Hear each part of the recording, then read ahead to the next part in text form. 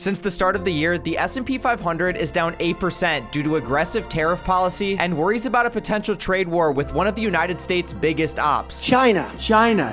Now, in my opinion, this entire market chaos has marked a pretty good buying opportunity in the market, but it doesn't come without concerns of this causing a potential recession or even stagflation in the United States. Particularly industries like auto manufacturing, consumer electronic companies like Sony or Apple, and big box retailers like Walmart or Target that get huge amount of cheap goods from overseas will be hit hardest by these tariffs. Replace him! But uncertain markets have historically marked generational buying opportunities. In 2008, Warren Buffett was the richest man as the entire economy was crashing, with unemployment reaching 10%, 2.3 million homes in foreclosure in a single year, and Lehman Brothers, a major Wall Street bank at the time, went completely under. While everyone else was panicking, Warren Buffett invested billions into undervalued giants from American Express, Goldman Sachs, Wells Fargo, GE, and even Johnson & Johnson. We are the best fast buyer for anything that involves in the billions of just about anybody. And you know that they are desperate for something that's going to close within a few days. And as the economy eventually rebounded, Warren Buffett made billions while many others lost their shirts. We had all kinds of panics in this country. When people are afraid, they are afraid. Confidence comes back one at a time, but fear is instantaneous. I know a number of people who during that panic period subsequently, went right to gold and felt that nothing would be worth anything. Being fearful when others are greedy, or essentially doing the opposite of Wall Street noise, is generally a good rule to follow when you're investing. When the stock market is crashing, it's the best time to buy. But before we talk more about the global economy, let's take a look at my crashing $168,000 investment portfolio between the stock market and a large position in cryptocurrency. And we're going to break down those holdings starting from stocks I've held the longest to my most recent acquisitions. Starting things off with my stock market investments, part of my portfolio is pretty boring, with $32,765.55, or 58% of the account being invested in VOO, an ETF that essentially tracks the S&P 500. But the other 42% of my account is invested in single stocks, and we're going to break down all of those stocks, starting from ones I've held the longest to my most recent acquisitions. First, Meta is the oldest stock in my portfolio, initially being purchased in July 2018 when the stock price was tanking and Zuck was in a lot of hot water. Senator, I have not heard that. Senator, I don't know. Senator, I'm not aware of that. The stock dipped 18% in a single day in that month following a negative earnings report after Facebook's Cambridge Analytica scandal. There's an entire Netflix documentary on this, but essentially what happened is a personality quiz app on Facebook exploited a loophole in Facebook's API, which gave them access to data from over 87 million Facebook users without their consent. That data was then sold to political consulting firms like Cambridge Analytica, which allegedly used it to micro-target voters with manipulative political ads based on all of the information they knew about them. This event not only caused a ton of backlash from people using Facebook, but it also caught the attention of the United States federal government, who hit Facebook with a $5 billion fine and a congressional interrogation. Your user agreement sucks. I'm going to suggest to you that you go back home and rewrite it. The European Union also increased its data protection regulations, causing Facebook to shut down some of its features and make changes to how they advertise. And during this entire fiasco, Facebook lost over 1 million users in Europe, and things weren't looking good for the company. And I was human.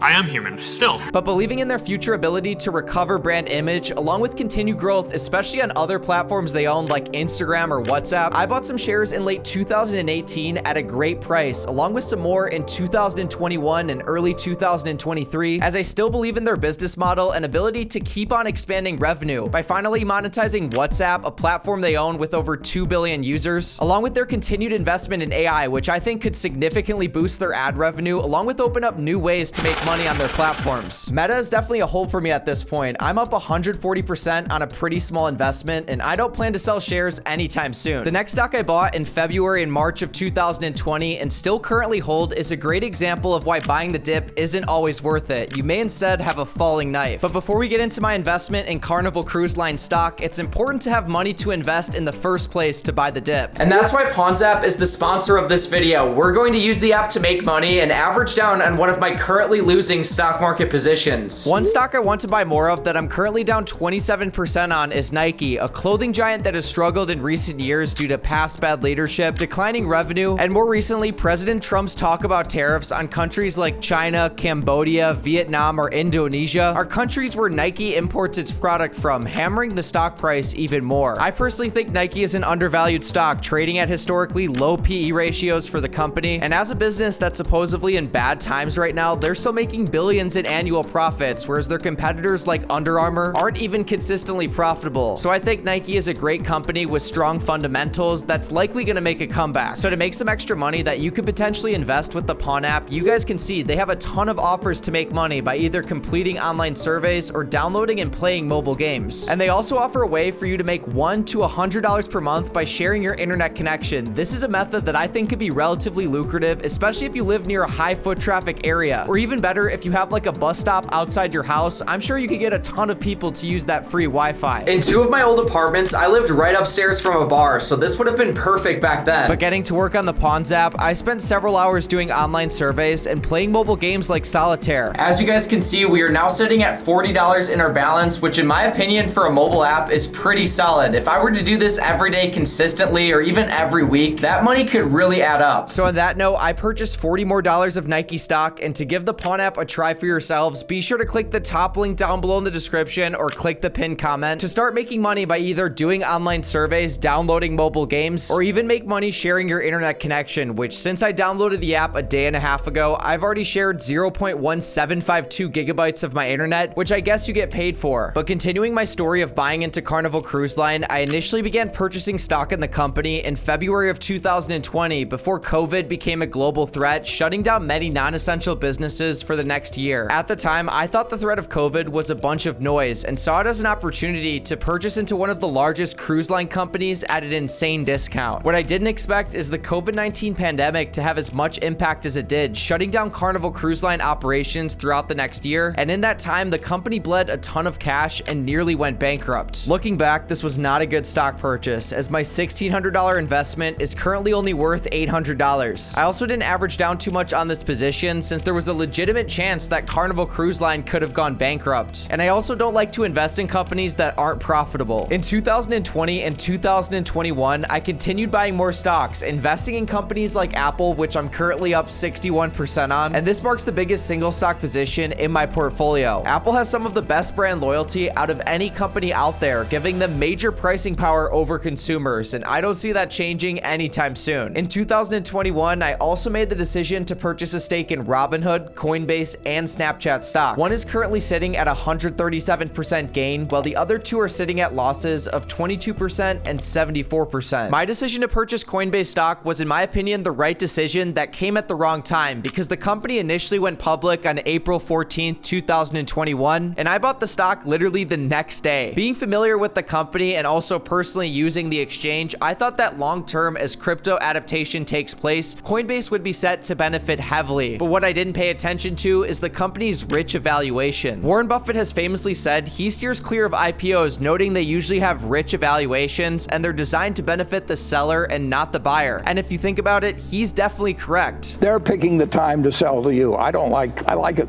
I'm picking the time to buy in a 2008 rather than having them pick the time when they've decided this is the time we can cash in by selling to you. IPOs are usually a way for founders to cash out on all of the effort they've put into building a company. And in the case of the Coinbase IPO, it was literally done at the peak of the 2021 crypto cycle when the company had one of its best earnings periods. I'm currently still down in this position 22.16%, even after averaging down, but it taught me a very important lesson that just because you're purchasing into a great company, you still have to know how to value a stock. But before we get into more of my winning stock positions, along with pretty insane gains in crypto, the worst single stock position I've ever had is Snapchat stock. Being 22 years old, Snapchat came out when I was in the 7th grade, and it quickly became one of the most popular apps, marking a unique way to communicate with your friends. And it's an app that most of my friends still have on their phones today. The company initially went public in 2017, but in 2021, they began paying creators, and within the first year of launching this new program, paid out over $250 million to Snapchat creators. And as someone who makes videos myself, I definitely jumped on the bandwagon as well, opening up my very own Snapchat show that still makes anywhere from $1,500 to several $1,000s per month. And this is just me re-editing my YouTube videos and posting them on Snapchat. I thought that Snapchat having better pay on their platform would equal better content, which would equal more people using it. So I invested $2,600 into Snapchat stock using some of the money I made creating content. And boy, was that a mistake. Out of my entire portfolio, Snapchat is probably the stock I'm least confident in, since they're no longer consistently profitable after Apple enacted some privacy policy changes that limited social media apps' ability to run targeted ads. And although Snapchat was definitely the innovator when it comes to things like stories, Zuck essentially copied their every move as he likes to do and has been more successful. And the nail in the coffin with Snapchat stock is they continue to give their employees insane stock-based compensation, totaling over $1 billion